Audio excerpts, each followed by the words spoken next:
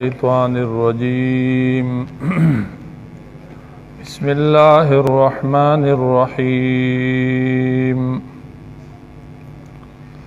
الحمد لله رب العالمين الرحمن الرحيم مالك يوم الدين إياك نعبد وإياك نستعين اهدنا الصراط المستقيم صراط الذين أنعمت عليهم غير المغضوب عليهم ولا الضالين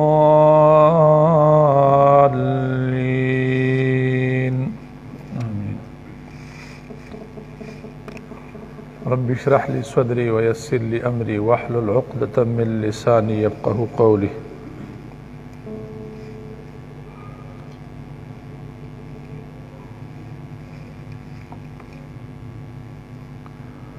اللهم صل على سيدنا محمد وعلى آل سيدنا محمد وبارك وصل وسلم عليه.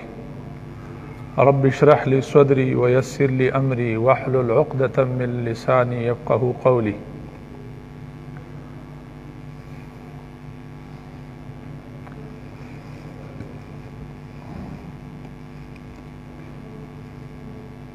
قرآن کریم کا تعارف، اس کے اصول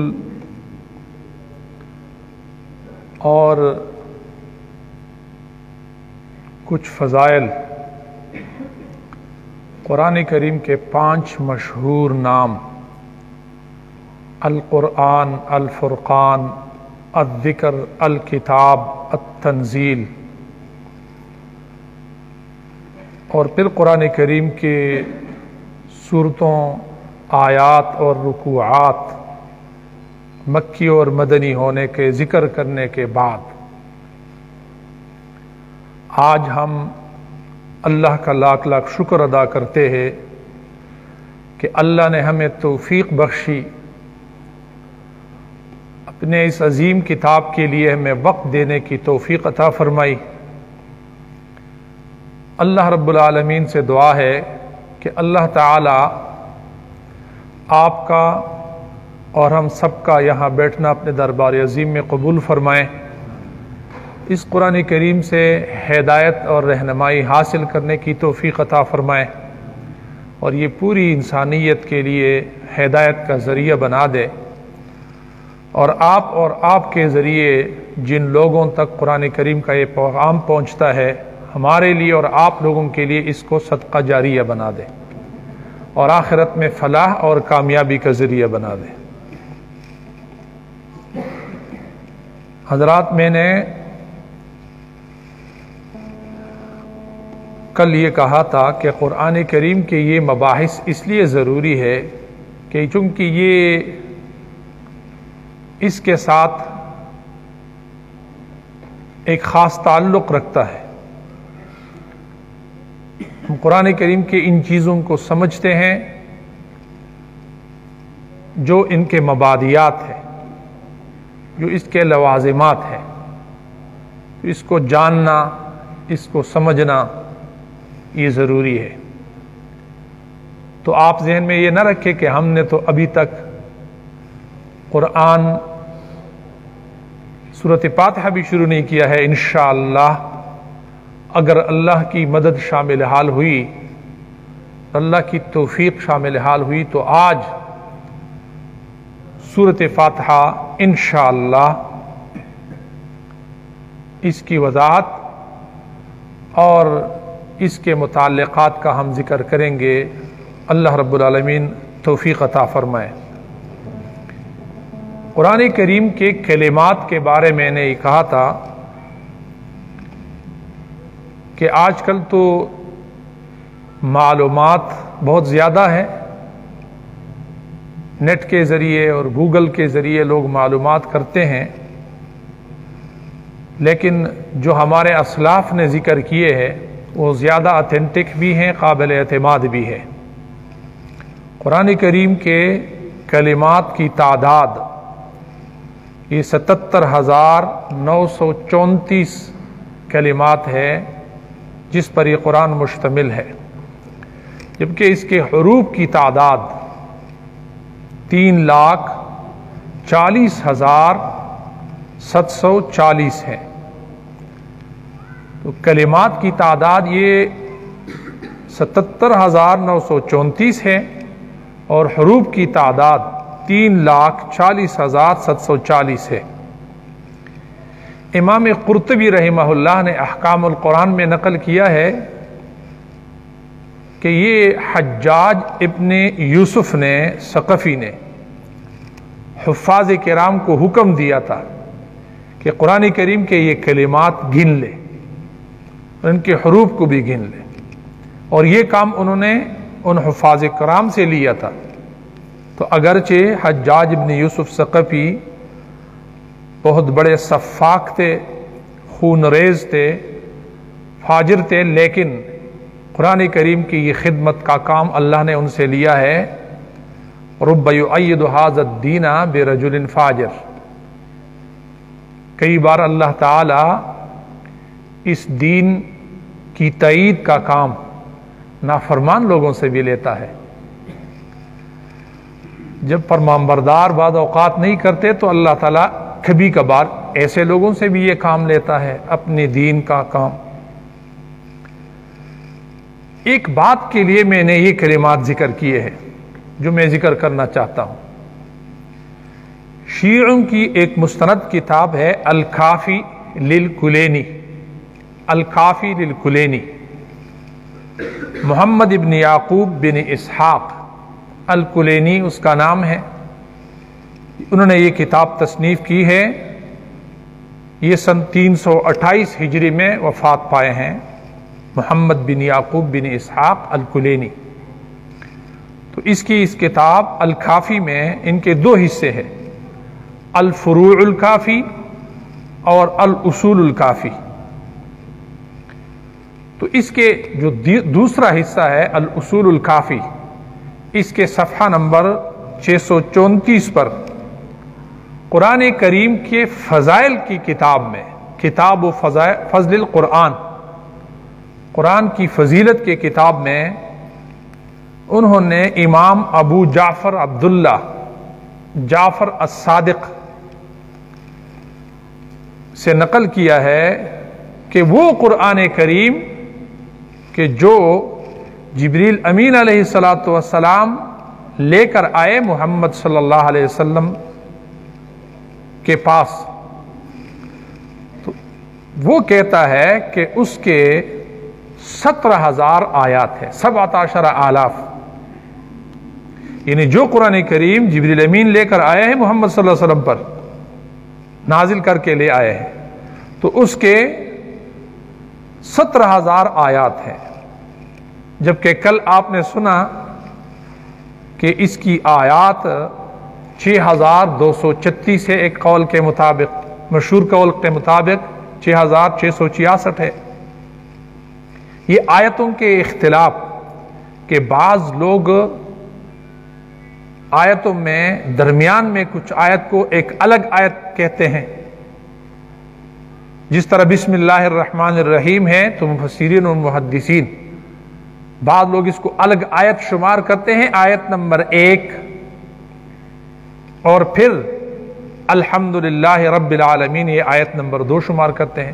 تو اس شمار کرنے اور نہ کرنے کی وجہ سے آیات میں یہ اختلاف ہے، یا پھر آگے جا کر غیر المغضوب علیہم یہاں تک بعض محدثین اور مفسرین اس کو آیت شمار کرتے ہیں الگ، اور بعض دوسرے کہتے ہیں کہ نہیں یہ آگے کے ساتھ ملا کر پوری آیت بنتی ہے، الگ آیت نہیں ہے۔ تو آپ کے ذہن میں یہ نہ رہے کہ یہ کس طرح بات ہوئی کہ یہ آیات کا اختلاف ہے، 6,666 ہے یا 6,236 ہے۔ باہر کے شیعوں کے اس کتاب میں امام ابو جعفر عبداللہ کی طرف جو انہوں نے منسوب کی ہے کہ اس کی 17,000 آیات تھی اور اب 6,236 ہے، تو وہ کہتے ہیں کہ قرآن کریم کا تیسرا حصہ یہ منسوخ ہو گیا ہے، حذف ہو گیا ہے۔ تو یہ قول ایسا قول ہے کہ جس کے کوئی بنیاد نہیں ہے، فہذا قول واحد، واہیات ہے، لا اصل لہ، اس کی کوئی بنیاد نہیں ہے۔ اس قسم کا ایک قول یہ بھی ہے کہ شیخ الکلینی، جس طرح ہمارے شیخ اور امام ابو حنیفہ ہے، امام شافعی رحمہ اللہ ہے، امام احمد ابن حنبل رحمہ اللہ ہے، تو ہمارے ان بھائیوں کے جو بڑے ہیں وہ یہی شیخ الکلینی ہے، محمد ابن یعقوب بن اسحاق، جنہوں نے یہ کتاب لکھی ہے۔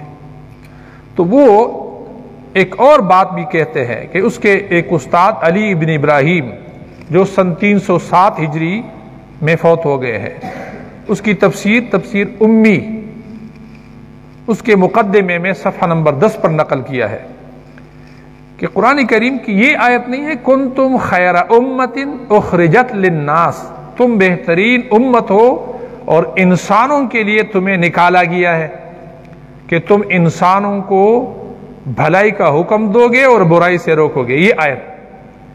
تو وہ کہتے ہیں کہ یہ آیت اصل میں یہ نہیں تھی، بلکہ یہ اس طرح تھی، کنتم خیر ائمۃ، تم بہترین امام ہو۔ ان کا جو عقیدہ ہے 12 اماموں کا، تو 12 اماموں کا عقیدہ وہ اس آیت سے ثابت کرتے اور کہتے اس آیت میں تحریف کی گئی ہے، اور یہ اہل سنت والجماعت نے اس میں تحریف کی ہے۔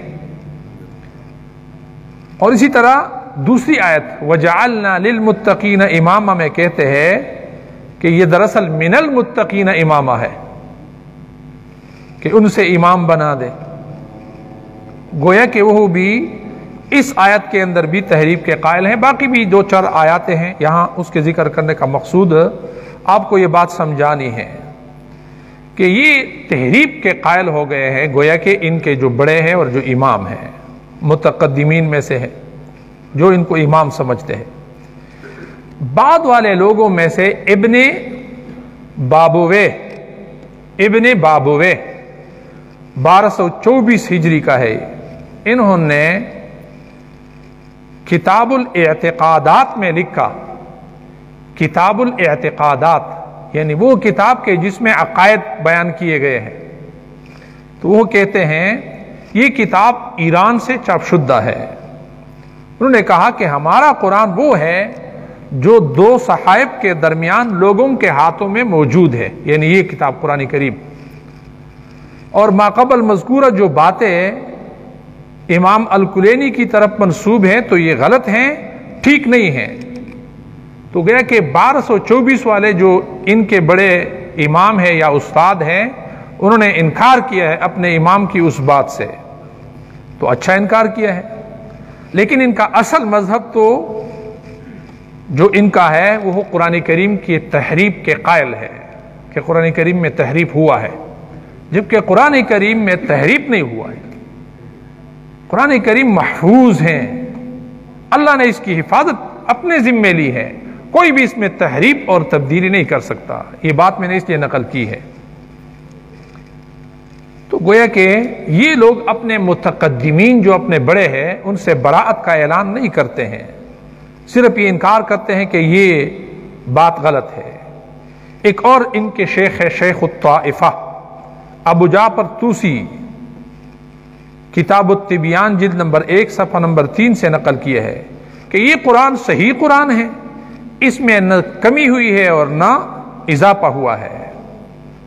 یہ ان کے بڑے ہیں دوسرے، سن 460 ہجری میں یہ فوت ہو گئے ہیں ابو جعفر طوسی۔ اسی طرح ایک اور امام شیخ مرتضیٰ جو سن 436 ہجری میں فوت ہو گئے ہیں، ان کا قول بھی انہوں نے اپنی تائید میں نقل کیا ہے ابو جعفر طوسی نے نہج البلاغہ سے۔ تو عوام الناس کے درمیان یہ تحریف کا اقرار نہیں کرتے ہیں، لیکن حقیقت میں ان کا مذہب قرآن کریم کے اندر تحریف کا مذہب ہے۔ جنہوں کا علم تو اللہ کو ہے، اعلان تحریف قرآن کا اگر وہ نہیں کرتے ہیں تو یہ اچھی بات ہے۔ البتہ اس وجہ سے اگر تحریف کے کوئی ان میں سے قائل ہو تو یہ کفر ہے، کفر۔ قرآن کریم کے اندر تحریف کا ہم میں سے یا کوئی بھی فرقے والے لوگ تحریف کا قائل ہو جاتا ہے تو وہ کافر ہوگا، یہ کفر کا عقیدہ ہے۔ تو اگر انہوں نے اس سے انکار کیا ہے اور براءت کرتے ہیں تو خواہ تقیتاً کرتے ہیں یا بغیر تقیے کے کرتا ہے اس کا بھی ہمیں نہیں پتا، اپنے بچاؤ اور اپنے تحفظ کے لیے کرتے ہیں تو یہ بھی پتہ نہیں ہے، اللہ کو علم ہے۔ لیکن باہر کے یہ اچھی بات ہے، میں نے یہ بات ان پر تنقید کے لیے نہیں کی ہے، وہ بھی ہمارے بھائی ہیں اور ہم چاہتے ہیں کہ ان کے عقائد بھی درست عقیدے بن جائے۔ قرآن کے بارے میں کم از کم ان کا عقیدہ درست ہونا چاہیے۔ قرآن کریم 17,000 آیات نہیں تھی، یہ بات غلط ہے۔ اہل سنت والجماعت تواتر کے ساتھ جو قرآن کریم موجود قرآن کریم ہے یہی کامل اور مکمل قرآن ہے، اس میں کسی بھی قسم کی کوئی کمی اور بیشی نہیں کی گئی ہے، اور جو شیعوں کے بعد والے اماموں نے یہ بات کی ہے یہ درست بات ہے، یہ تسلیم ہونی چاہیے، اور پہلے والے لوگوں کی بات کو توجہ نہیں دینی چاہیے۔ تو ویسے تنقید بھی نہیں ہونی چاہیے۔ سید ابو الاعلی مودودی رحمہ اللہ پر بھی لوگوں نے بہت سارے کیچڑ اچھالے ہیں، لیکن مولانا سید ابو الاعلی مودودی رحمہ اللہ کا عقیدہ درست عقیدہ تھا۔ اہل سنت اور الجماعت کا جو عقیدہ مسلم عقائد ہے اس سے ہٹ کر اس کی کوئی بات ایسی نہیں ہے کہ جس پر انگلی اٹھائی جا سکے۔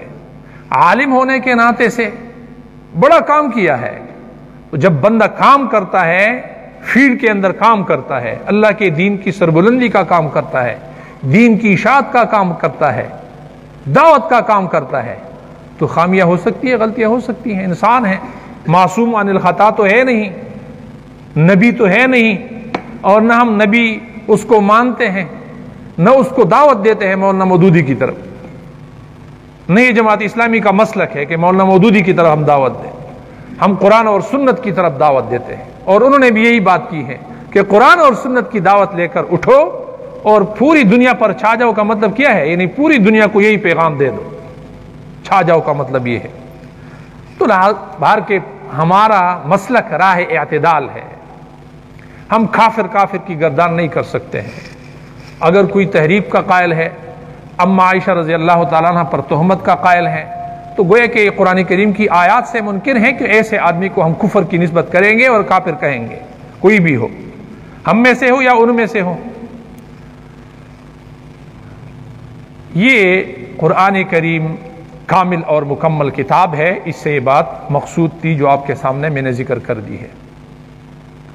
قرآن کریم میں جو علوم بیان کیے گئے ہیں اصولاً تو قرآن کریم کامل اور مکمل زندگی کے ہر شعبے سے متعلق مسائل، قوانین اور ہدایات دیتا ہے،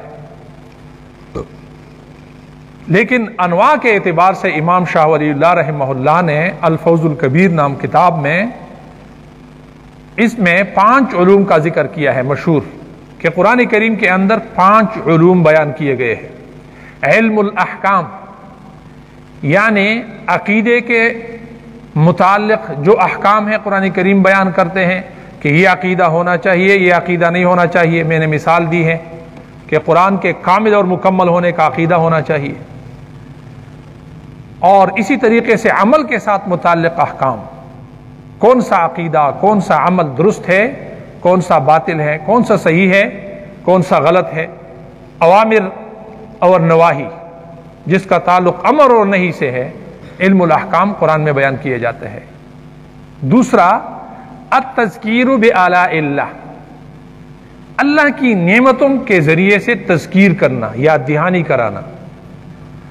مختلف قسم کے انعامات اللہ رب العالمین نے جو اس کائنات کے اندر پیدا کر دی ہے، قرآن کے اندر اس کا ذکر کیا جاتا ہے۔ پہاڑوں کا ذکر کیا جاتا ہے، زمین کا ذکر کیا جاتا ہے، پانی کا ذکر کیا جاتا ہے، نہروں کا اور دریاؤں کا ذکر کیا جاتا ہے۔ یہ مختلف قسم کے انعامات یہ اللہ ذکر کرتا ہے، اور اس کے ذریعے سے اللہ تعالیٰ یاد دہانی کراتا ہے انسانوں کو کہ ان نعمتوں سے تم لطف اندوز ہوتے ہو، اس سے فائدہ اٹھاتے ہو، تو لہذا اپنے رب کو یاد رکھو، غفلت سے بیدار ہو جاؤ، توحید کے قائل ہو جاؤ، ایک خدا کو مان لو، تو تذکیر بآلاء اللہ۔ تیسری چیز علم التذکیر بایام اللہ، واقعات اور حالات نیک اور بد لوگوں کے، برے لوگوں کے، واقعات اور حالات قرآن بیان کرتا ہے۔ شاہ ولی اللہ رحمہ اللہ فرماتے ہیں، محدث ہے، عظیم محدث ہے، تو وہ فرماتے ہیں کہ سابقہ قوموں کے واقعات اور حالات قرآن بیان کرتا ہے۔ اس قرآن کے اندر ان کے تاریخی واقعات بیان کیے گئے ہیں۔ اس کے ذریعے سے اللہ کیا چاہتا ہے؟ جو ایام یعنی عذابوں کے ایام دن ان کے اوپر گزرے ہیں ان کا ذکر قرآن کرتا ہے۔ اس کے ذریعے سے اللہ تعالیٰ تذکیر کراتا ہے، یاد دہانی کراتا ہے کہ جو سابقہ قومیں گزری ہیں ان کا جو انجام بد ہوا ہے اس سے بچنے کی فکر کرو، کہیں ایسا نہ ہو جائے کہ جس طرح کے عذاب ان قوموں کے اوپر آئے تھے تمہارے اوپر آ جائے۔ تو یہ بھی بیان کیا جاتا ہے قرآن میں۔ چوتھی چیز، التذکیر بالموت و بما بعد الموت، موت کا ذکر کرتا ہے قرآن کریم اور موت کے بعد والے حالات کا ذکر کرتا ہے۔ قرآن کے اندر اس کا ذکر ہے، بار بار آپ جب پڑھیں گے تو یہ ذکر آتا ہے فکر آخرت پیدا کرنے کے لیے کہ انسانوں ایک وقت تمہاری زندگی کے بعد آنے والا ہے کہ جس میں تم نے اس زندگی کا جواب دینا ہے، یہ قرآن کریم کے اندر ذکر کیا جاتا ہے۔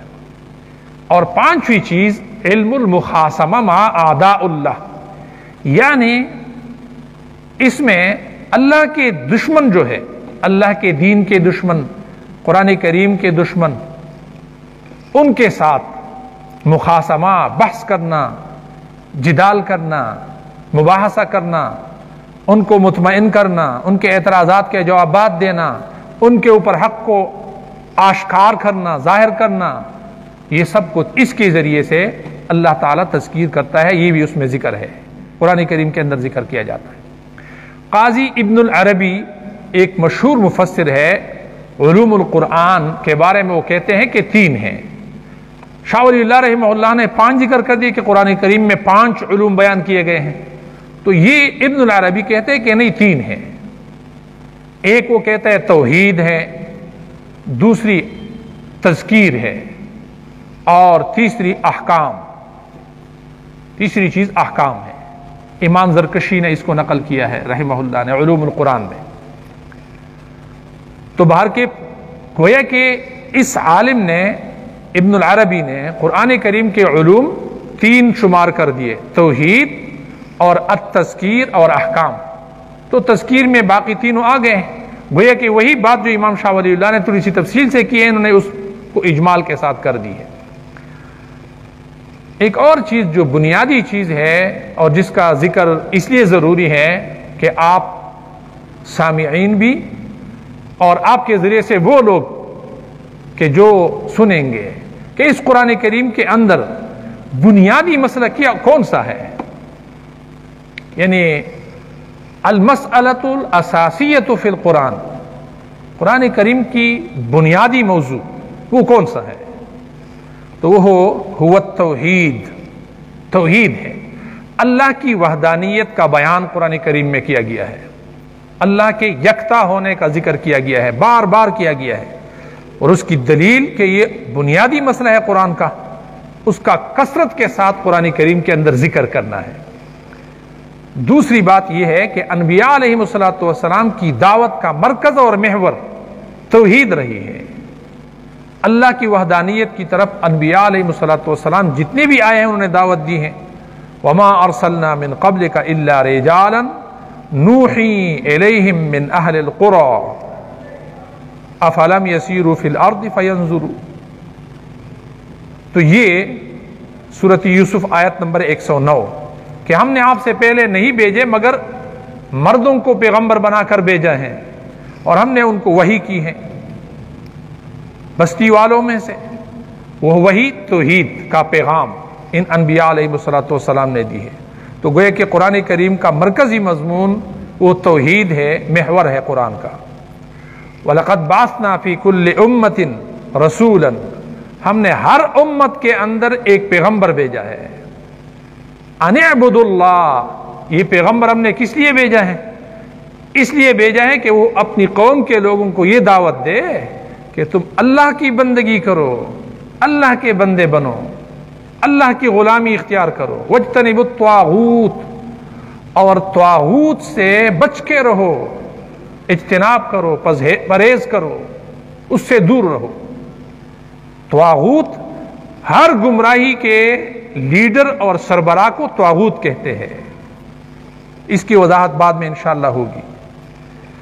تو باہر کے انبیاء علیہ السلام کا اس کائنات کے اندر بھیجنا، جنات اور انسانوں کو پیدا کرنا اور ان کی تخلیق کا مقصد صرف اور صرف توحید ہی ہے. یہ بنا دیا ہے.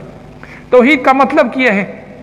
توحید یہ تفعیل کا صیغہ اس کو کہتے ہیں ہم، بروزن تفعیل، یعنی نسبت الی الماخذ، وحدت کی طرف نسبت کرنا. یعنی یہ عقیدہ رکھنا کہ اللہ ایک ہے، اس کو یکتا سمجھنا، یکتا تسلیم کرنا، یہ توحید کہلاتا ہے. اس کا یہ معنی نہیں ہے کہ اللہ کو ایک بنانا. تعدیت کے لیے بھی یہ باب استعمال ہوتا ہے. اس کا یہ معنی نہیں کہ ایک بنانا. کیوں؟ اللہ کو کوئی بھی ایک نہیں بنا سکتا. اللہ از خود ایک ہے. تو لہذا یہ اللہ وہ ہے کہ جس کے اوپر ایسا کوئی زمانہ نہیں آیا کہ اللہ موجود نہیں تھا، نہ ایسا کوئی زمانہ آئے گا کہ اللہ نہیں ہوگا. مسبوق بالعدم بھی نہیں ہے اور منتہی الی العدم بھی نہیں ہے. وہ قدیم ہے، وہ سمیع ہے، وہ بصیر ہے، دیکھنے والا ہے، وہ سننے والا ہے، کامل قدرت کا مالک ہے، تمام قدرتوں کا مالک ہے. ان اللہ علی کل شیء قدیر، یہ بار بار بیان کیا جاتا ہے. ہر چیز کے اوپر قدرت رکھتا ہے. علم محیط کا مالک ہے. اللہ رب العالمین کے پاس جو علم ہے وہ ہر چیز کا احاطہ کیے ہوئے ہے. اللہ رب العالمین کے علم کے احاطے سے کوئی چیز باہر نہیں ہے. ذرہ برابر اس کائنات کے اندر اور اس کائنات سے باہر کوئی چیز ایسی نہیں ہے جو اللہ کے علم میں نہ ہو. اللہ کا علم علم محیط ہے. باقی مخلوق کا جو علم ہے محدود ہے، معمولی ہے. اجی تمام انسانوں کا یہ علم اگر اکٹھا کیا جائے تو اللہ کے علم کے ساتھ اس کی نسبت سمندر کے اس قطرے کے برابر بھی نہیں ہے کہ جو سوئی ڈبو کے اس کے ساتھ اوپر آ جاتا ہے. تو اللہ کا علم علم محیط ہے. وہ معبود ہیں، یہ قرآن بیان کرتا ہے. یہ مسئلہ اساسی مسئلہ ہے قرآن کا، عبادت کے لائق ہے. وہ حاکم ہے، حکم دینے والا ہے، اسی کا فیصلہ نافذ ہوگا. وہ رازق ہیں، رزق دینے والا ہے، کوئی اور رزق دینے والا نہیں ہے. وہ مالک ہے، وہ بادشاہ ہے، وہ اختیار رکھنے والا ہے. کسی دوسرے کو یہ اتھارٹی حاصل نہیں ہے. وہ مالک ہے، اپنی صفات میں یکتا ہیں، کوئی اس کے ساتھ ان صفات میں شریک نہیں ہے، حصہ دار نہیں ہے، سہیم نہیں ہے. الوہیت کی جتنی صفات ہے وہ خالص اللہ رب العالمین کے لیے ثابت ہے، خالصتاً محض اللہ کے لیے ثابت ہے. خدا ہونے کی حیثیت سے جو صفات ہے وہ صرف اور صرف اللہ کے لیے ثابت ہے، اللہ کے ماں سوا کسی اور کے لیے ثابت نہیں ہے. قرآن کریم میں یہ مسئلہ بیان کیا جاتا ہے. اسی طرح اللہ رب العالمین کے علاوہ کوئی اور خدا نہیں ہے. غیر اللہ کو غیر مشروط طور پر قانون ساز ماننا شرک ہے. یعنی اللہ کے ماں سوا کسی اور کو قانون دینے والا اور قانون بنانے والا، یہ بھی شرک فی الحکم ہے، حکم میں شرک ہے. تو اللہ رب العالمین دیکھیں، یہ لوگ شرک نہیں سمجھتے ہیں. جی اس کو لوگ شرک نہیں سمجھتے ہیں. تو قرآن کریم بار بار یہ مسئلہ بیان کرتا ہے. یہ اس کا بنیادی مسئلہ ہے. انسانوں کو سمجھاتا ہے کہ تحریم اور تحلیل، حلال اور حرام بنانے والا، قانون دینے والا یہ اللہ ہے. یہ اختیار اللہ نے کسی اور کو نہیں دیا ہے. تو چنانچہ کسی اور کو قانون کا اختیار دینا اور اس کو تسلیم کرنا، ایکسپٹ کرنا، یہ گویا کہ اللہ کے ساتھ اسی کو شریک بنانا ہے. خواہ وہ پارلیمنٹ ہو، خواہ وہ کوئی وزیر اعظم ہو، خواہ وہ کوئی اسمبلی ہو، خواہ کوئی وہ سینٹ ہو، خواہ کوئی ایک ملک ہو یا پوری دنیا کے ممالک اکٹھے ہو جائے اور کوئی قانون بنائے اور اللہ کے قانون کے مقابلے میں بنائے، اس کو تسلیم کرنا یہ شرک بالحکم ہے. تو قرآن کریم یہ مسئلہ بیان کرتا ہے، بار بار بیان کرتا ہے. لہذا اس کو بھی تسلیم کرنا چاہیے اور اس کو ماننا چاہیے. قانون سازی میں کسی دوسرے کو یہ اختیار دینا یہ شرک بالحکم ہے، اس سے بچنا. یہ مسئلہ قرآن کریم نے بیان کر دیا ہے. بعض لوگ اچھے لوگ ہوتے ہیں، نیک لوگ ہوتے ہیں، دیندار لوگ ہوتے ہیں، دین کا کام کرتے ہیں، لیکن ان کا تصور ناقص ہوتا ہے دین کے حوالے سے، توحید کے حوالے سے. تو یہ تصور خالص ہونا چاہیے. دیکھیں تصور تو درست ہونا چاہیے نا، عقیدہ تو درست ہونا چاہیے نا. ہم تو ان کے خیرخواہ ہیں، ہمارے بھائی ہیں. کل کلا کہیں ایسا نہ ہو جائے کہ بہت ساری نیکیاں کرتے ہوئے بھی، ہاں جی، بہت ساری نمازیں، عبادات، اذکار اور تسبیحات، روزے، حج اور زکوٰۃ لے جا کر اللہ کے پاس جائیں اور کہیں تہی دامن نہ ہو. اللہ ہمیں بچائے. فَجَعَلْنَاهُ هَبَاءً مَنْثُورًا، کہیں ایسا نہ ہو جائے کہ اللہ تعالیٰ اس کو ہوا میں اڑا دے کہ مجھے آپ کے ان عبادات کی کوئی ضرورت نہیں ہے، آپ نے تو مجھے حاکم تسلیم ہی نہیں کیا تھا، میری خدائی کو اور اتھارٹی کو تو تم نے تسلیم نہیں کیا تھا. عقیدہ تو کم از کم بناتے نا. میں یہ نہیں کر سکتا ہوں، میرا دل چاہتا ہے کہ اللہ رب العالمین کی حاکمیت اس کائنات کے اندر قائم ہو جائے، پاکستان کے اندر قائم ہو جائے، پوری دنیا کے اندر قائم ہو جائے. یہ کر نہیں سکتا ہوں، لیکن میری دلی خواہش ہے، یہ میرا عقیدہ ہے، یہ میرا نظریہ ہے. قرآن کریم یہ بیان کرتا ہے. اس لیے میرے دوستوں اور میرے بھائیوں، جن تک بھی میری آواز پہنچتی ہے، اپنی فکر کو درست رکھنا. آپ کچھ کر سکتے ہیں یا نہیں کر سکتے ہیں، میں کچھ نہیں کر سکتا ہوں، لیکن میری مثال اس شخص کی طرح ہونا چاہیے کہ ایک شخص وہ ہے کہ گندگی کا ایک نالا ہے اور اس گندگی کے نالے میں وہ لت مار کر بیٹھا ہوا ہے، خوش ہے، خوشحال ہے، دوسرے لوگوں کو بھی دعوت دیتے آؤ مزے اڑاؤ. اور ایک شخص وہ ہے کہ جو گندگی کے نالے میں تعفن کی جگہ پر وہ پھنسا ہوا ہے، لیکن وہ آوازیں دیتا ہے، پکارتا رہتا ہے، لوگوں کو کہتا ہے مجھے اس سے بچاؤ، مجھے گندگی کے اس نالے سے نکالو. تو اس شخص اور اس شخص میں زمین و آسمان کا فرق ہے. یہ بندہ پسندیدہ ہے، ہمیں پسندیدہ لوگوں میں اپنے آپ کو شامل کرنا چاہیے. ہم چاہتے ہیں کہ یہ توحید ہے، اس کے مطابق اپنا عقیدہ بنا لیا جائے. تو قرآن کریم کا بنیادی مسئلہ توحید ہے. یہ ایک دفعہ آپ سن لیں گے تو پھر یہ بات سمجھ آ جائے گی. آئندہ کے لیے پھر اس کا ذکر کرنے کی اور اس کی تفصیل بیان کرنے کی ضرورت نہیں ہوگی.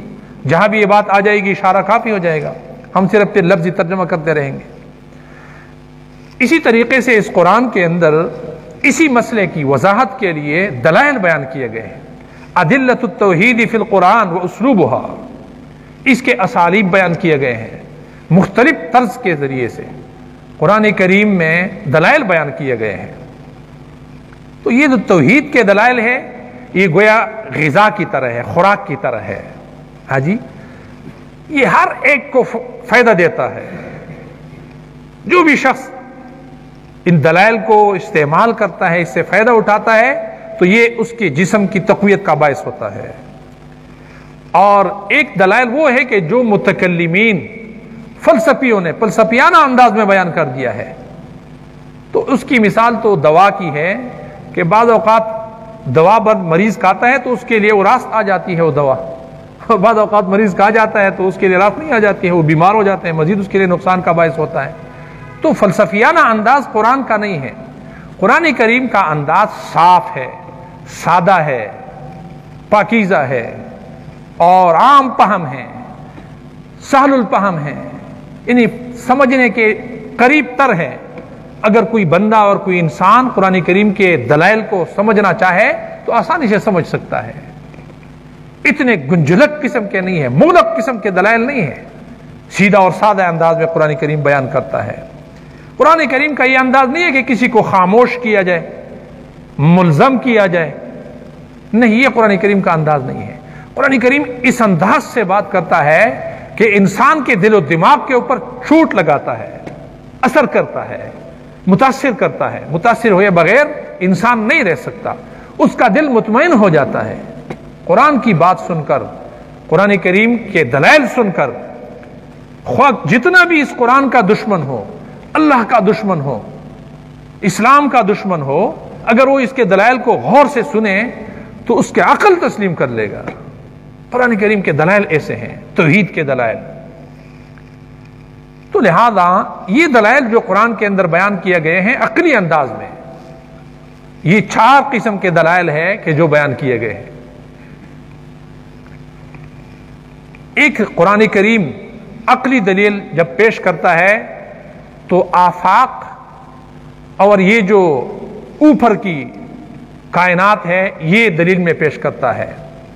اس کو کہتے ہیں دلیل عقلی آفاقی علوی، یعنی سورج کا ذکر کرتا ہے، چاند کا ذکر کرتا ہے، آسمان کا ذکر کرتا ہے، تاروں کا ذکر کرتا ہے، اور پھر دلیل پیش کرتا ہے، اور اس کا ذکر کرتے ہوئے انسان کو مطمئن کرتا ہے کہ اس میں غور کرو، اس کو دیکھو، یہ سیارے ہیں، یہ ستارے ہیں، یہ چاند ہے، یہ سورج ہے، اس کا کوئی خالق ہے، اس کو کسی نے پیدا کیا ہے۔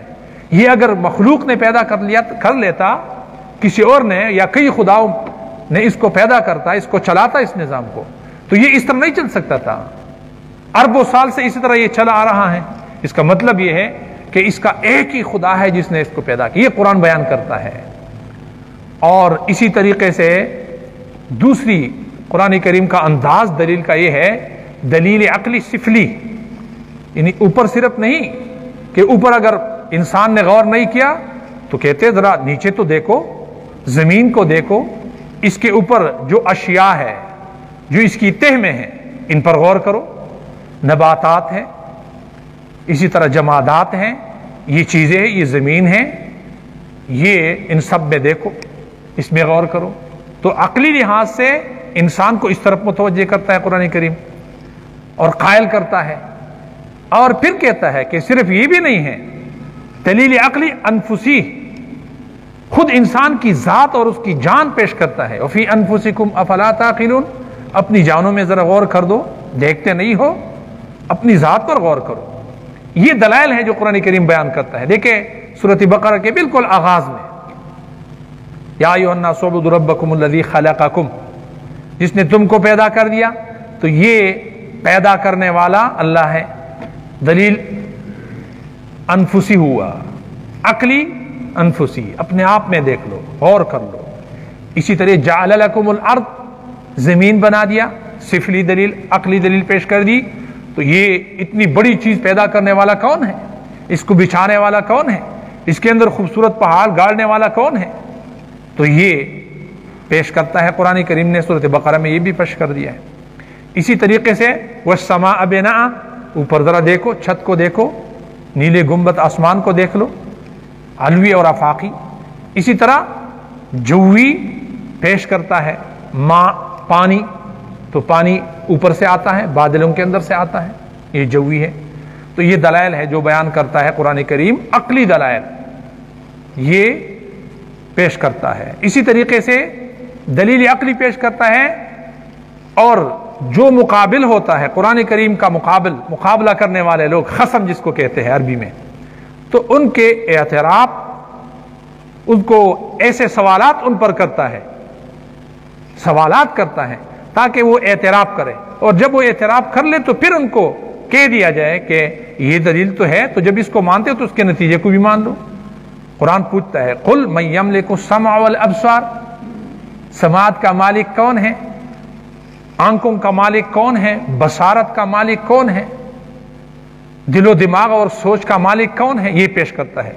تو پھر جب وہ سوچتا ہے، اس کی عقل اس کو مجبور کرتی ہے، تو کہتے ہیں کہ تم اس میں غور کرو، اس کے نتیجے کو بھی تسلیم کرو، اللہ کی بندگی کرو، اللہ کا بندہ بن جاؤ۔ جب اللہ کو کانوں، آنکھوں اور دل و دماغ کا مالک سمجھتے ہو تو بندگی بھی اس کی کرو۔ یہ قرآن کا طرز ہے، انداز ہے۔ اسی طریقے سے دلیل نقلی، مخالف کو اور مقابل کو دوسرے لوگوں کے دلائل پیش کرتا ہے اور دعوت دیتا ہے قبول کرنے کا۔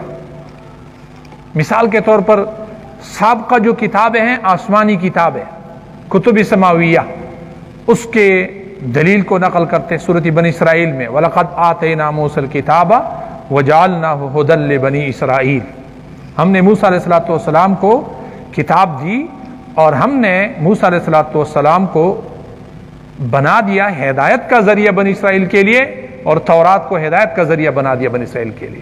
یہ قرآن کریم دلیل پیش کرتا ہے ہمیں اور ہمارے ذریعے سے باقی تمام انسانوں کو کہ انبیاء علیہم نے جو کتابیں لائی ہے اس میں بھی یہی بات ہے کہ اللہ کی بندگی ہونی چاہیے، تو یہ دلیل پیش کرتا ہے۔ انبیاء الصالحین اور سابقین اس کے دلائل پیش کرتا ہے، بعض اوقات ان کے نام ذکر کرتا ہے اور بعض اوقات ان کے نام ذکر نہیں کرتے ہیں۔ النقل عن انبیاء السابقین مع ذکر اسمائہم واذکر فی الکتاب ابراہیم، ابراہیم علیہ السلام اپنے باپ کا تذکرہ کیجئے۔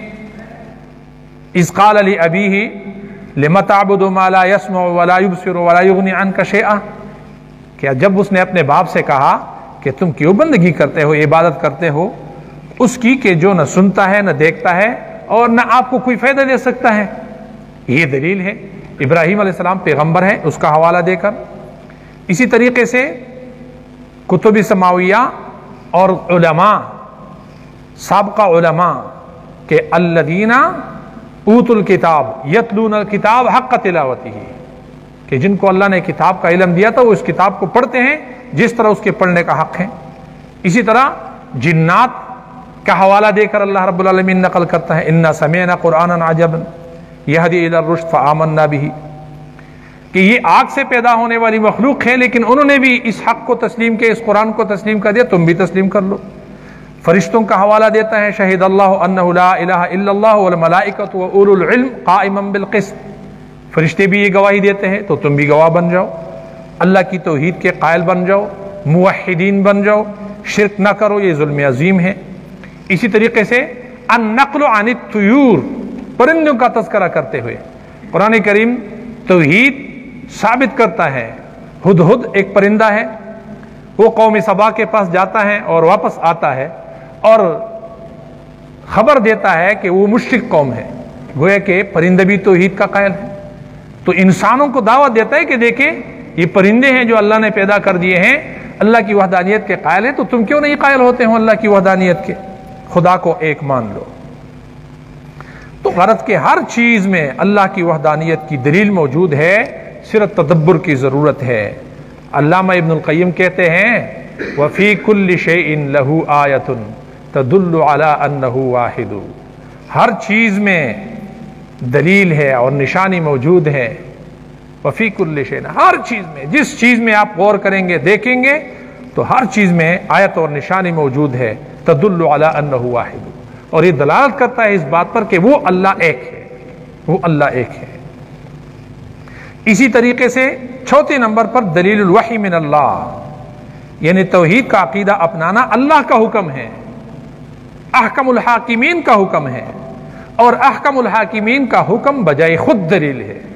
یہ دلائل بھی ہیں، یہ سابقہ جتنے بھی دلائل ہے یہ بھی دلیل ہے، لیکن احکم الحاکمین کا حکم ہے یہ بھی دلیل ہے۔ لہذا اللہ کو یکتا جان۔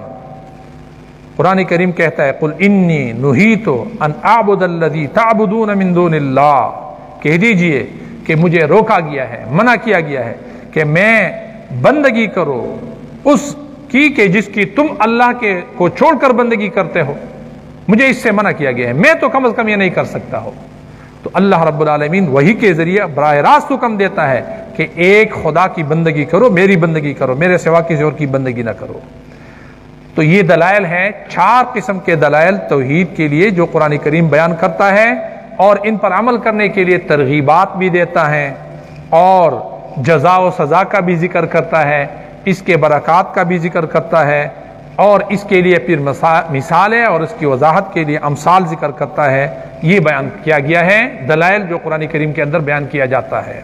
اس لیے میں نے کہا تھا کہ بنیادی مسئلہ قرآن کریم کے اندر یہ توحید کا مسئلہ ہے، اللہ کی وحدانیت کا مسئلہ ہے۔ تو آپ اور ہم اپنے ذہنوں کے اندر اس کو مستحضر رکھ کے کہ یہ بنیادی چیز ہے عقیدہ توحید، کیونکہ یہ بنیاد ہے، اور باقی جو اعمال ہیں وہ اس کے اوپر بلڈنگ ہے۔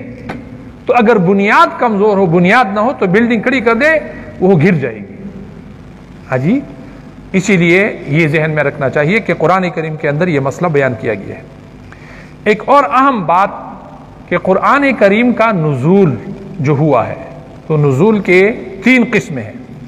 ایک ہے نزول علی اللوح المحفوظ، یعنی قرآن کریم لوح محفوظ میں نازل ہوا، کتابت سے بھی قبل، قلم سے بھی قبل۔ تو یہ کس طرح ہوا، اس کا یہ غیب میں سے ہیں، ہم اس پر صرف ایمان رکھتے ہیں، ہمیں نہیں پتا کس طرح ہے، لوح محفوظ میں نازل ہوا، وہاں لکھا گیا اور رکھا گیا، اس کا علم ہمارے پاس نہیں ہے، ہم اس پر ایمان رکھتے ہیں کہ ایسا ہوا ہے۔ بل هو قرآن مجید فی لوح محفوظ، سورۃ البروج میں ہے، یہ قرآن ہے جو بزرگ تر کتاب ہے، عظیم تر کتاب ہے، فی لوح محفوظ، لوح محفوظ میں ہے، بس یہ ہمارا ایمان ہے۔ دوسرا اس کا نزول ہے اس لوح محفوظ سے بیت العزت میں، یہ جو دنیا آسمان دنیا ہے اس میں۔ تو قرآن کریم کا یہ بھی ایک عقیدہ ہے کہ قرآن کریم نازل ہوا ہے لوح محفوظ سے، پھر بیت العزت میں سماء دنیا میں نازل ہوا ہے، اس پر بھی عقیدہ رکھنا، یہ بھی بنیادی چیز ہے۔ ابن عباس رضی اللہ تعالیٰ عنہ فرماتے ہیں ان القرآن انزل ووضع فی بیت العزت من السماء الدنیا، قرآن کریم نازل کیا گیا اور بیت العزت جو اس دنیا کے آسمان ہے، ہمارے اوپر جو قریب والا آسمان ہے، اس میں رکھا گیا۔ تو ایک نزول وہاں ہے، قرآن کریم نے اس کا ذکر کیا، انا انزلناہ فی لیلۃ القدر، انا انزلناہ فی لیلۃ المبارکہ شہر رمضان الذی انزل فیہ القرآن، ان آیات کے اندر اسی نزول کا ذکر ہے کہ یہ لوح محفوظ سے بیت العزت میں ایک ہی رات کے اندر نازل ہوا ہے۔ اور باقی اس قرآن کریم کا نزول، تیسری قسم نزول جو ہے اس کا، پھر سماء دنیا سے اور بیت العزت سے اس قرآن کا نزول حضور نبی اکرم صلی اللہ علیہ وسلم پر ہوا ہے، وہ نجمن نجمن ہے۔ نجمن نجمن کا مطلب ہے تھوڑا تھوڑا کر کے، حالات اور واقعات کے مطابق اس کا نزول ہوا ہے۔ اور اس کی پہلی وحی جو 5 آیات پر مشتمل تھی، کل میں نے اس کا ذکر کیا تھا، سورۃ العلق کی آیات ہے، یہ وہ نزول ہے جو نجمن نجمن ہے، تھوڑا تھوڑا کر کے۔ اس کو قرآن کریم تنزیل کے الفاظ سے تعبیر کرتا ہے، انہ لتنزیل رب العالمین، بے شک یہ رب العالمین کا نازل کردہ ہے، نزل بہ الروح الامین، یہ روح الامین جو امین فرشتہ ہے اس نے یہ لایا ہے اور حضور صلی اللہ علیہ وسلم کے دل قلب اطہر مبارک پر نازل کیا ہے۔ تو یہ قرآن کریم کے نزول کے 3 قسمیں میں نے آپ کے سامنے رکھ دی ہیں کہ قرآن کریم ایک لوح محفوظ میں اس کا ثبت ہونا ہے، پھر لوح محفوظ سے بیت العزت میں اس کا نزول ہے، اور پھر بیت العزت سے اس دنیا کے اندر حضور نبی اکرم صلی اللہ علیہ وسلم پر اس کا نزول ہے جو 23 سال میں مکمل ہوا ہے، تھوڑا تھوڑا کر کے نازل ہوا ہے۔ ایک اشکال ہے اور اس کا جواب ذکر کرنا ضروری ہے کہ یہ سوال کہ براہ راست جبریل علیہ السلام نے اللہ تعالیٰ سے سن کر نبی علیہ السلام کو سنایا ہے اور نبی علیہ السلام نے یاد کیا ہے، کیسے کیا ہے؟ صحیح طریقہ یہ ہے کہ براہ راست اللہ تعالیٰ سے محمد صلی اللہ علیہ وسلم کو وحی سنا کر محمد صلی اللہ علیہ وسلم کو یاد کرتے تھے، یہ بھی ایک طریقہ ہے جو قرآن نے بیان کر دیا ہے۔ فَيُكَلِّمُهُ اللَّهُ بِوَحْيِهِ لَمَّا أَرَادَ، جب بھی اللہ چاہتا تھا تو اللہ تعالیٰ ہم کلام ہوتے تھے اپنی وحی کے ذریعے سے حضور نبی اکرم صلی اللہ علیہ وسلم کے ساتھ۔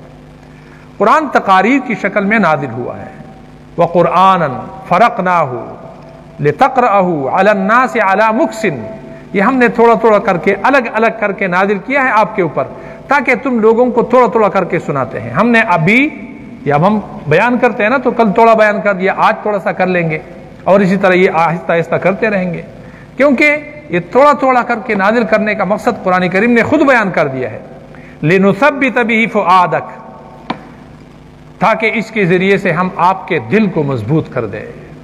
سبحان اللہ، تو اس کے ذریعے سے اللہ تعالیٰ چاہتا ہے کہ اہل ایمان کے دل مضبوط ہو جائیں، یاد کرنا بھی آسان ہو اور لینا بھی آسان ہو، اس کا سمجھنا بھی آسان ہو۔ ایک اور جو آخری مسئلہ ہے جو آج میں نے ذکر کرنا ہے سورۃ فاتحہ سے پہلے، وہ قرآن کریم کی تدوین کا مسئلہ ہے اور اس کے جمع کا مسئلہ ہے۔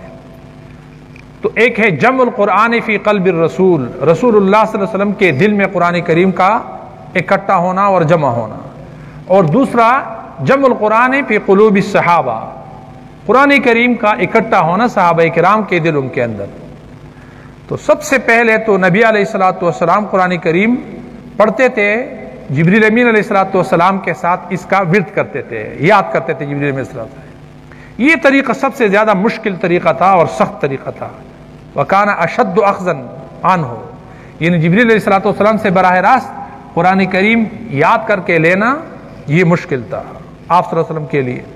قرآن کریم نے اس کا ذکر کیا، لا تحرک به لسانک لتعجل به، اللہ کے نبی جلدی جلدی کے ساتھ اس قرآن کریم کو مت پڑھے، ہاں جی، تاکہ تم اس کے ذریعے سے یہ چاہتے ہیں کہ کہیں مجھ سے یہ بھول نہ جائے، رہ نہ جائے۔ انا علینا جمعہ وقرآنہ، یہ ہمارے ذمے ہے، اس کا آپ کے دل کے اندر جمع کرنا، ثابت کرنا، بٹھانا یہ ہمارے ذمے ہے، اور اس کا پڑھنا، اس کا پڑھانا بھی یہ ہمارے ذمے ہے۔ ثم ان علینا بیانہ، پھر ہمارے ذمے اس کی وضاحت بھی ہے، اس کی وضاحت بھی ہم آپ کو کریں گے، لہذا اللہ کے نبی جلدی نہ کیجیے۔ تو نبی اکرم صلی اللہ علیہ وسلم براہ راست قرآن لیتے تھے جبریل علیہ السلام سے۔ قرآن کریم نے یہ بھی کہتے سنقرئک فلا تنسى، ان قریب اللہ کے نبی ہم آپ کو پڑھائیں گے، ہم آپ کو سکھائیں گے، لہذا آپ نہیں بھولیں گے۔ یہ بھولنے والا کلام نہیں ہے، ہم یہ انتظام ہم کریں گے کہ یہ آپ کو یاد ہوگا۔ احادیث میں یہ تفصیلات بیان کر دی گئی ہے کہ نبی اکرم صلی اللہ علیہ وسلم پہلے بطور متعلم یاد کرتے تھے اور پھر بحیثیت معلم بیان بھی کرتے تھے۔ میں نے کل آپ کو کہا تھا کہ سب سے پہلے حافظ قرآن حضور نبی اکرم صلی اللہ علیہ وسلم ہیں، اور اس کے بعد جب وحی آتی تھی تو حضور نبی اکرم صلی اللہ علیہ وسلم صحابہ کرام کو سناتے تھے، تو پھر صحابہ کرام اس کو یاد کرتے تھے۔ ان کے حافظے بڑے مضبوط تھے، ہماری طرح کے حافظے ان کے نہیں تھے، وہ حفاظ قرآن بنے۔ احادیث صحیحہ میں یہ ثابت ہے کہ نبی علیہ السلام پر جب وحی نازل ہوتی تھی تو وہ محرر اور کاتب کو بلاتے تھے اور کہتے تھے کہ اس کو لکھ لو، یہ وحی لکھ لو۔ تو صحابہ کرام یہ وحی صحابی نے لے لیا تو وہ صحابی نے دوسرے کو بیان کر، دوسرے نے تیسرے کو بیان کر دیا، تو ہر صحابی اپنے طور پر اس کو لکھتے تھے، یاد بھی کرتے تھے اور لکھتے بھی تھے۔ پتھروں کے اوپر کوئی لکھتا تھا، کوئی پتوں کے اوپر لکھتے تھے، کوئی ہڈیوں کے اوپر لکھتے تھے، تو لہذا اس ذریعے سے وہ قرآن کریم کو محفوظ کرتے تھے اور یاد کرتے تھے۔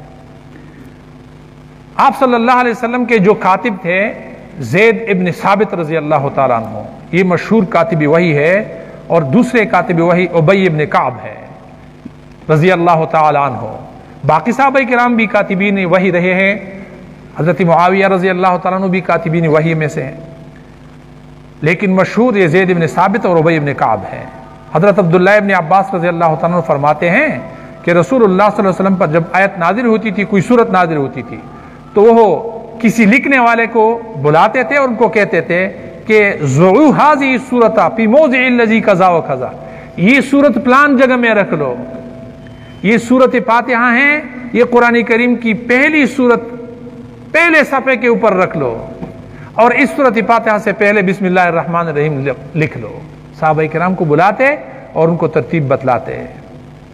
تو یہ سب سے پہلے جامع القرآن رسول اللہ صلی اللہ علیہ وسلم ہیں، اور پھر دوسرے نمبر پر صحابہ کرام ہیں جنہوں نے قرآن کریم کو جمع کیا، اکٹھا کیا، یاد کیا۔ اگرچہ یہ مختلف اوراق میں منتشر تھا، اسی طرح پتھروں کے اوپر منتشر تھا، ہڈیوں کے اوپر منتشر تھا، لیکن صحابہ کرام اس کو جمع کرنے والے تھے۔ اس طرح مرتب شکل میں تو نہیں تھا، لیکن روایات صحیحہ سے یہ بات معلوم ہوئی ہے کہ صحابہ کرام رضوان اللہ تعالی علیہم اجمعین جب نبی علیہ السلام سے آیات یاد کرتے تھے تو پھر اپنے گھروں کے اندر جا کر لکھ لیتے تھے، محفوظ کرتے تھے، اور اس کی تلاوت بھی 7 لغات کے اندر جائز تھی۔ رسول اللہ صلی اللہ علیہ وسلم نے اجازت دی ہوئی تھی کہ 7 لغتوں کے اندر اس کو پڑھ لیا کرو، اس کی اجازت ہے، کیونکہ مختلف قبائل تھے، ہر قبیلے کا اپنے ہجے اور لب و لہجہ تھا، تو اس لہجے کے اندر ان کو اجازت دی گئی تھی۔ پھر حضرت ابوبکر صدیق رضی اللہ تعالیٰ عنہ کے دور میں دوبارہ مرتب کیا گیا، دور صدیقی میں یہ پھر مرتب کیا گیا تھا، کیونکہ اکثر حفاظ کرام شہید کیے گئے مختلف غزوات میں، اور ایک غزوہ جو مسیلمہ کذاب کے خلاف جنگ لڑی گئی تھی، اس میں بہت سارے حفاظ شہید کیے گئے تھے۔ تو خطرہ پیدا ہو گیا کہ یہ حفاظ تو اللہ تعالیٰ نے اگر ہم سے لے لیے تو قرآن کریم پھر ہم کہاں سے لے لیں گے؟ تو فکر پیدا ہو گئی. حضرت عمر رضی اللہ تعالیٰ عنہ نے احساس کیا کہ یہ حفاظ تو جا رہے ہیں دنیا سے، ہم کیا کریں گے؟ تو لہذا انہوں نے حضرت ابوبکر صدیق رضی اللہ تعالیٰ عنہ کے ساتھ اس بارے میں مشورہ کیا کہ کیا جائے. یہ قرآن کریم کے حافظ تو دنیا سے جا رہے ہیں، شہید کیے جا رہے ہیں.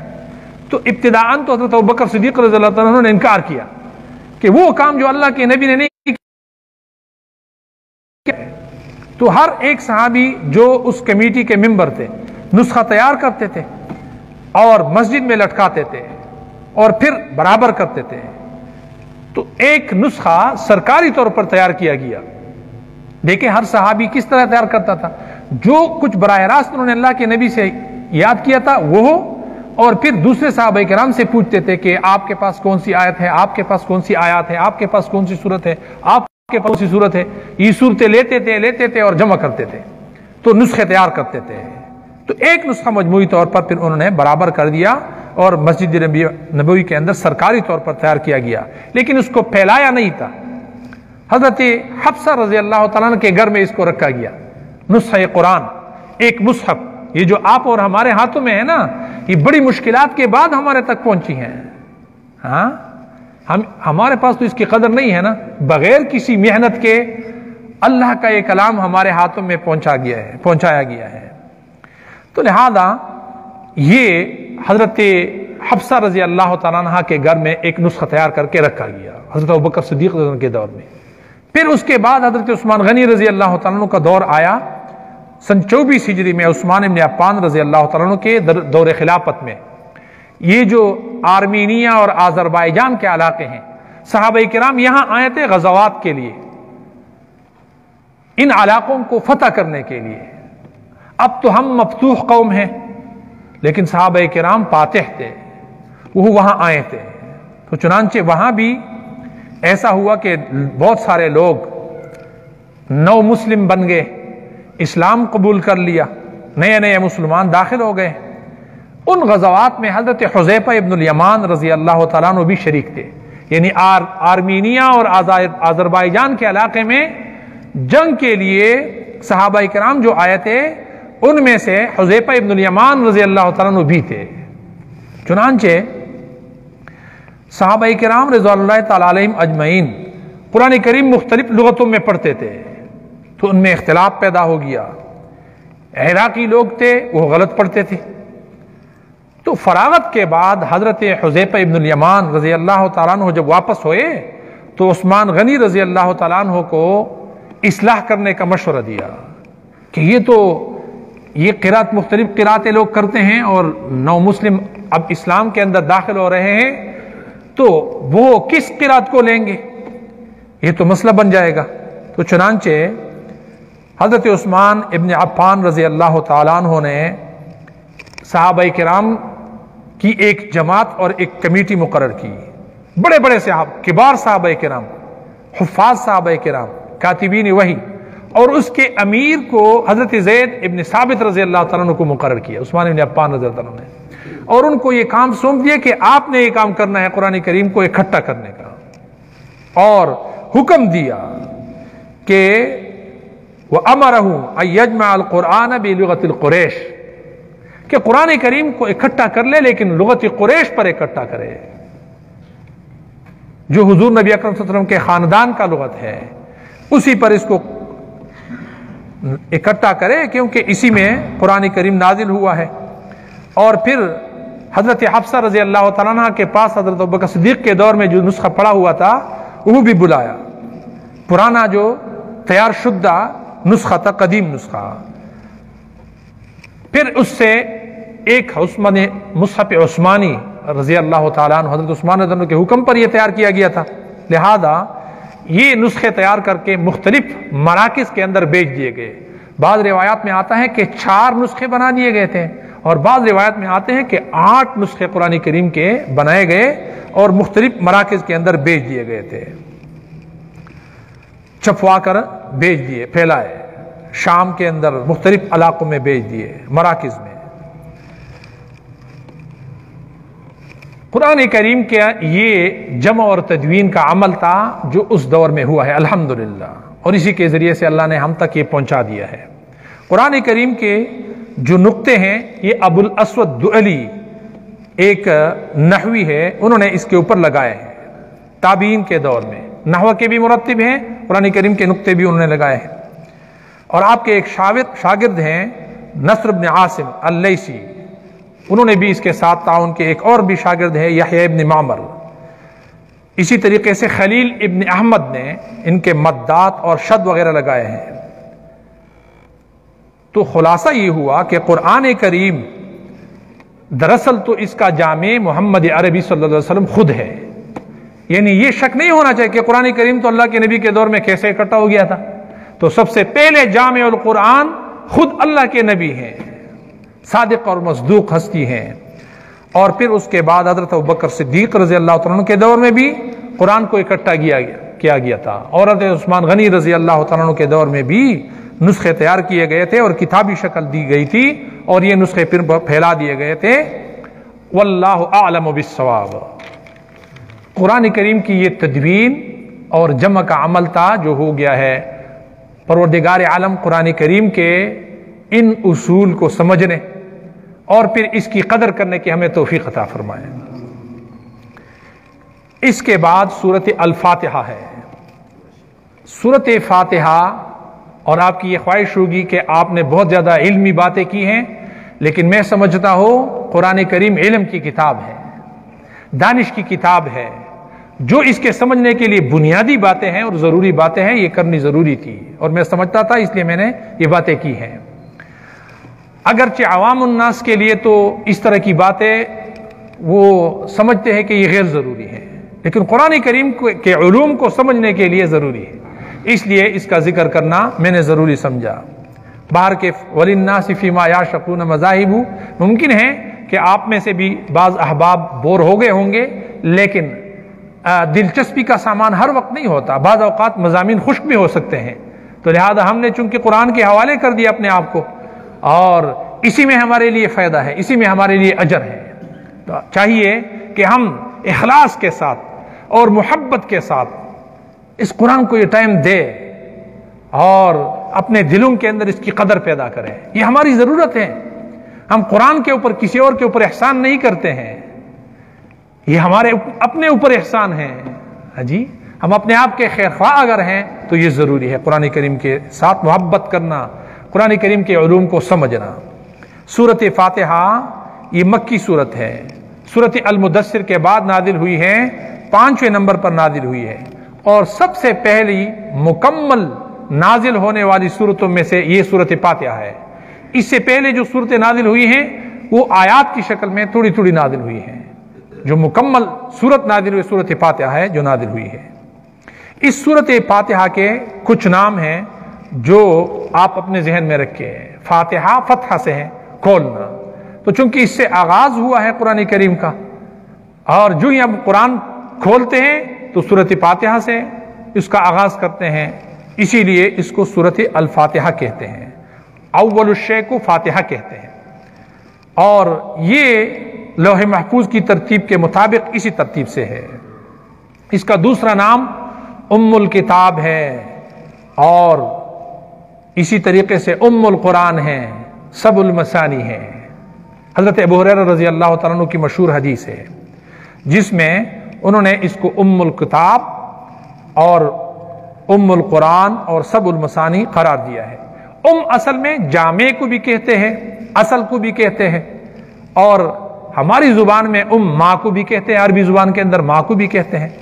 گویا کہ سورۃ الفاتحہ ام القرآن اس معنی میں ہے کہ جس طرح ماں کے گرد اس کے بچے جمع ہوتے ہیں، تو اسی طرح سورۃ فاتحہ کے اندر قرآن کے تمام علوم اکٹھے کیے گئے ہیں، تمام مضامین اکٹھے کیے گئے ہیں۔ اس میں توحید، رسالت اور آخرت یہ بنیادی مضامین ہیں جو قرآن کے اندر تفصیل سے بیان کیے گئے ہیں، لیکن اس قرآن سورۃ فاتحہ کے اندر اجمالی طور پر بیان کیے گئے ہیں، اسی وجہ سے اس کو ام القرآن کہا جاتا ہے۔ جی، ام الدماغ، یہ وہ پردہ جو دماغ کے گرد ہوتا ہے اس کو ام الدماغ کہتے ہیں، ارد گرد ہوتا ہے۔ تو قرآن کے لیے گویا کہ سورۃ فاتحہ ماں کی طرح ہے، اس میں اجمال ہے اور باقی قرآن اس کی تفصیل ہے۔ سب المثانی اس کو کیوں کہتے ہیں؟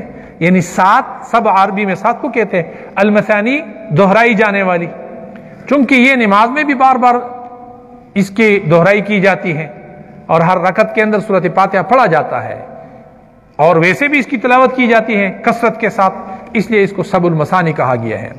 اور قرآن عظیم بھی کہا گیا، اس کا ایک نام قرآن عظیم بھی ہے۔ اس کو سورۃ الصلاۃ بھی کہتے ہیں، نماز کی سورت، سورۃ الصلاۃ، کیونکہ حدیث ہے حضرت ابو ہریرہ رضی اللہ عنہ کی روایت سے ہے کہ قسمت الصلاۃ بینی و بین عبدی، نماز تقسیم کر دی گئی ہے میرے اور میرے بندے کے درمیان، نماز میرے اور میرے بندے کے درمیان تقسیم کر دی گئی ہے، لہذا یہ سورۃ الصلاۃ اس معنی میں ہے۔ حضور نبی اکرم صلی اللہ علیہ وسلم کی مشہور حدیث ہے، لا صلاۃ لمن لم یقرأ بفاتحۃ الکتاب، اس کی نماز سرے سے نماز ہی نہیں ہے جو سورۃ فاتحہ جس میں نہ پڑھ لیا جائے، تو اس کو اس لیے سورۃ الصلاۃ کہتے ہیں۔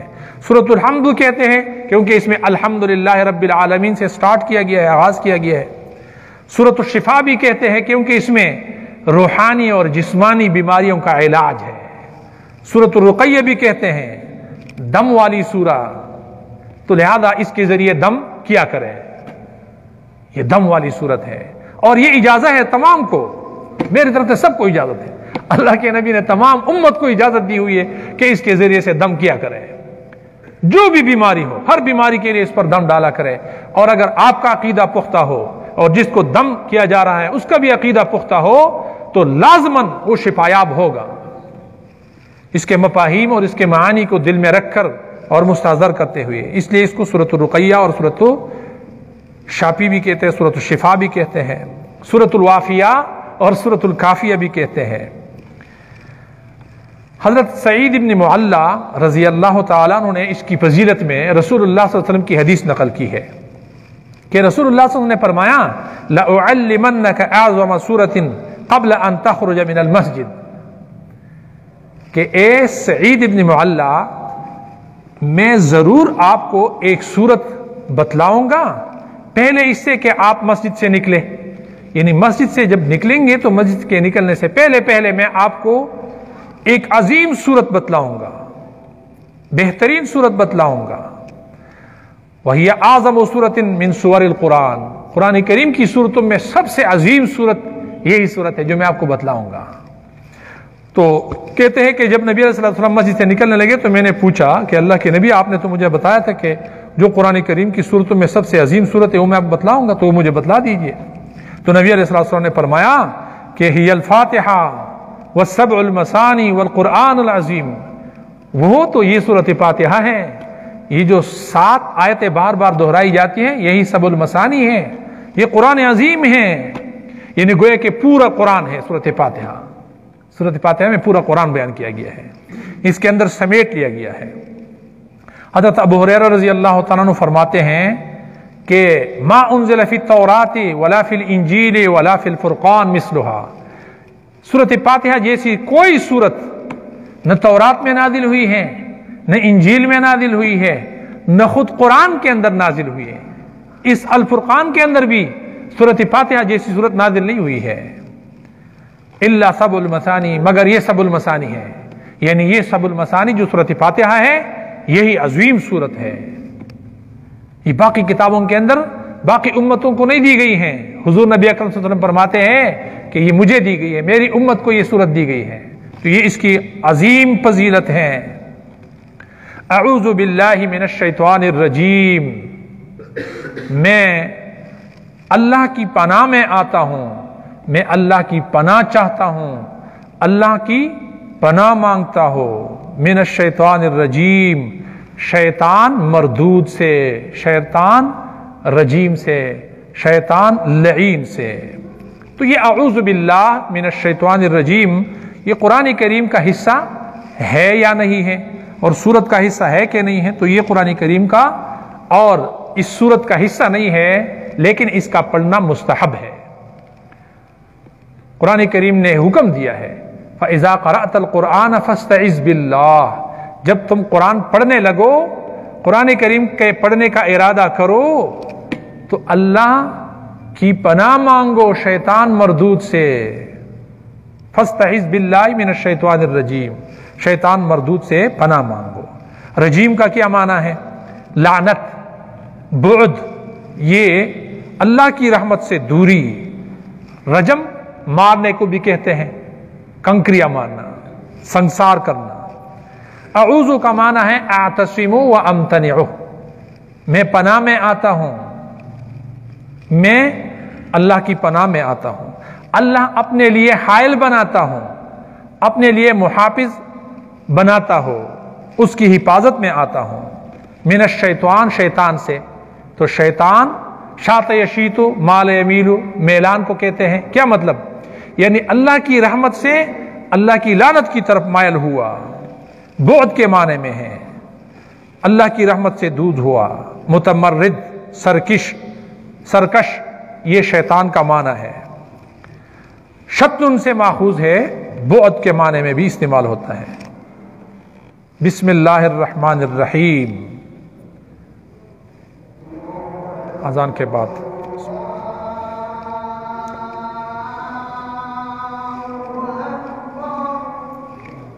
اللہ اکبر،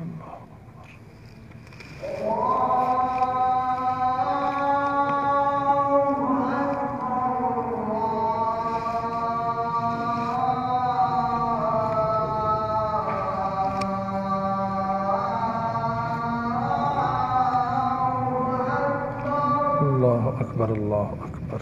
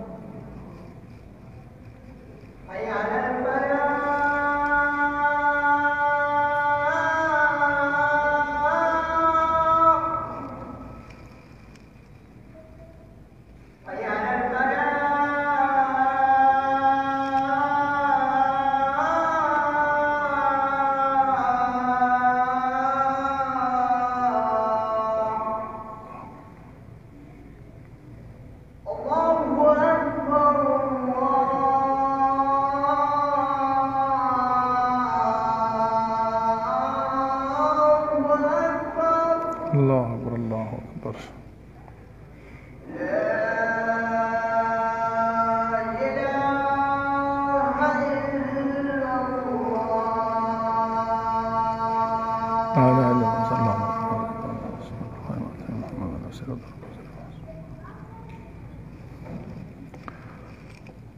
بسم اللہ الرحمن الرحیم، یہ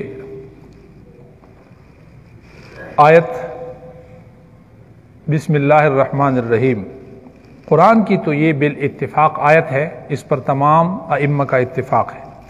ہر صورت کا حصہ ہے کہ نہیں ہے، میں نے ابتداءً اشارہ کیا ہے اس سے پہلے بھی کہ اس میں فقہا کا اختلاف ہے۔ امام شافعی رحمہ اللہ فرماتے ہیں کہ بسم اللہ الرحمن الرحیم یہ ایک آیت ہے، اس صورت کا حصہ ہے، الگ آیت ہے فاتحہ کا، جبکہ امام ابو حنیفہ رحمہ اللہ اور باقی ائمہ وہ یہ کہتے ہیں کہ یہ صورت کا حصہ نہیں ہے، لیکن اس کا پڑھنا سنت ہے، سنت پڑھنا تو سنت ہے امام شافعی کے نزدیک بھی، جو کہ وہ تو آیت کا حصہ سمجھتے ہیں، آیت سمجھتے ہیں، لیکن اس کا پڑھنا امام ابو حنیفہ رحمہ اللہ بھی سنت سمجھتے ہیں۔ وہ کہتے ہیں کہ صرف فصل کے لیے 2 سورتوں کے درمیان لکھا جاتا ہے، بسم اللہ الرحمن الرحیم۔ اور امام شافعی رحمہ اللہ کہتا ہے، امام ابو حنیفہ رحمہ اللہ، کہ یہ سورت کا حصہ نہیں ہے لیکن پڑھنا سنت ہے۔ اور انعمت علیہم یہ آیت ہے، یعنی 6 نمبر پر جو آیت ہے وہ انعمت علیہم، صراط الذین انعمت علیہم، یہ آیت نمبر 6 ہے، اور بسم اللہ الرحمن الرحیم یہ الگ آیت نہیں ہے۔ بسم اللہ الرحمن الرحیم، شروع اللہ کے نام کی۔ لفظ اللہ یہ اللہ رب العالمین کا اسم ذاتی ہے، اور اللہ تعالیٰ کے 99 نام ہیں۔ بخاری شریف کی حدیث ہے، رسول اللہ صلی اللہ علیہ وسلم فرماتے ہیں کہ جس نے اللہ کے ان صفاتی ناموں کو یاد کیا اور اس کے تقاضوں کو پورا کیا تو اللہ تعالیٰ اس کو جنت میں داخل فرمائے گا۔ تو اس میں سے ایک نام اللہ کی نام اللہ لفظ ہے۔ بعض لوگ اس کو کہتے ہیں کہ یہ مشتقی ہیں، الہ یألہ، مألوہ معبود کے معنی میں اس سے لیا گیا ہے کہ عبادت کے مستحق ہے، اس وجہ سے الہ کہتے ہیں اس کو۔ اور الرحمن دائم الرحمہ، عام الرحمہ ہے۔ رحمت کس کو کہتے ہیں؟ نرم دلی کو کہتے ہیں، شفقت کو کہتے ہیں۔ تو اس سے وہ رحم دلی مراد نہیں ہے جو انسان کے دل کے اندر ہوتا ہے، بلکہ اللہ رب العالمین کی طرف جب رحمت کی نسبت کی جاتی ہے تو اس کا مطلب ہوتا ہے ایصال الخیر، کہ اللہ رب العالمین خیر پہنچاتا ہے، بھلائی پہنچانے والا ہے، خیر پہنچانے والا ہے، نفع پہنچانے والا ہے، برکت پہنچانے والا ہے، بہت زیادہ نفع پہنچانے والا ہے۔ الرحیم دائم الرحمت ہے۔ تو یہ عام رحمت اور خاص رحمت، رحمان ہیں دنیا کے اندر تمام انسانوں کے اوپر، خواہ اس کو ماننے والے ہیں یا نہ ماننے والے ہیں، تمام پر اپنی رحمت کی بارش کرتا ہے، تمام کو خیر پہنچاتا ہے۔ اور رحیم خاص رحمت والے ہیں، یعنی آخرت میں صرف اہل ایمان کے اوپر اس کی خاص رحمت اور نعمتیں ہوں گی۔ تو بسم اللہ الرحمن الرحیم شروع اللہ کے نام سے کہ جو بڑا مہربان ہے، نہایت رحم والا ہے۔ وآخر دعوانا ان الحمد للہ رب العالمین۔ انشاءاللہ اللہ توفیق دے، کل سے انشاءاللہ الحمدللہ رب العالمین سے شروع کریں گے۔ اللہ تعالیٰ توفیق دے، ہماری اس صحیح کو قبول فرمائے اور آپ کے بیٹھنے کو بھی قبول فرمائے۔ آج یہ بحث تھوڑی سی علمی انداز کا ہو گیا، جس کی وجہ سے آپ کو بوریت محسوس ہو گئی ہوگی، لیکن یہ ضروری تھا۔ اللہ تعالیٰ عمل کی توفیق عطا فرمائے۔ وآخر دعوانا الحمدللہ رب العالمین۔